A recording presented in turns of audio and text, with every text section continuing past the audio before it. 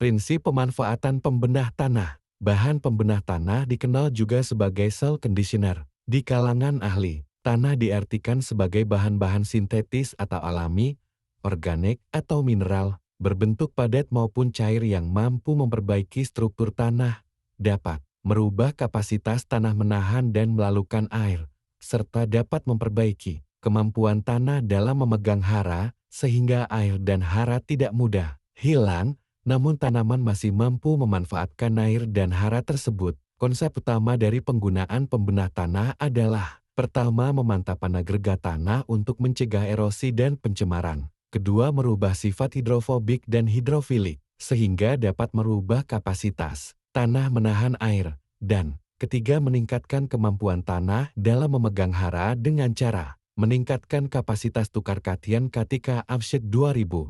Klasifikasi pembenah tanah. Secara garis besar, bahan pembenah tanah dapat dibedakan menjadi dua, yaitu alami dan sintetis buatan. Berdasarkan senyawa pembentuknya dapat dibedakan dalam tiga kategori, yakni A. Pembenah tanah organik, B.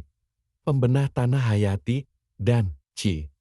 Pembenah tanah anorganik mineral. Pembenah tanah alami adalah pembenah tanah yang dibuat dengan menggunakan bahan-bahan yang berasal dari alam, baik bersifat organik, hayati, maupun anorganik. Struktur senyawa bahan dasarnya belum mengalami perubahan. Sedangkan pembenah tanah sintetis adalah pembenah tanah yang dibuat oleh pabrik, baik dari bahan dasar alami yang bersifat organik maupun anorganik, tetapi sudah mengalami perubahan baik secara fisik maupun struktur senyawanya, sehingga sulit dibedakan dengan bahan aslinya. Pembenah tanah organik alami. Pembenah tanah organik yang digolongkan sebagai pembenah tanah organik alami diantaranya adalah A.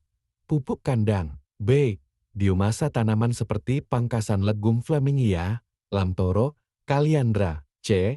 Sisa panen jerami, brangkasan jagung, D.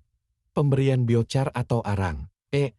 Aplikasi mikroorganisme yang menguntungkan, F. Aplikasi agen hayati Doliocladium sp, Trichoderma asp, Biferi bassiana, Metarhizium asp, dan lainnya. Pada umumnya pembenah tanah organik alami seperti pupuk kandang dan biomasa tanaman sudah banyak digunakan oleh petani, namun seringkali dibutuhkan jumlah yang sangat banyak dalam aplikasinya. Efektivitas pupuk kandang dan biomasa tanaman dalam memperbaiki sifat tanah cukup tinggi bila diberikan dengan dosis yang tinggi. Misalnya sekitar 15-20 ton per ha untuk pukan dan 20-25 ton per ha.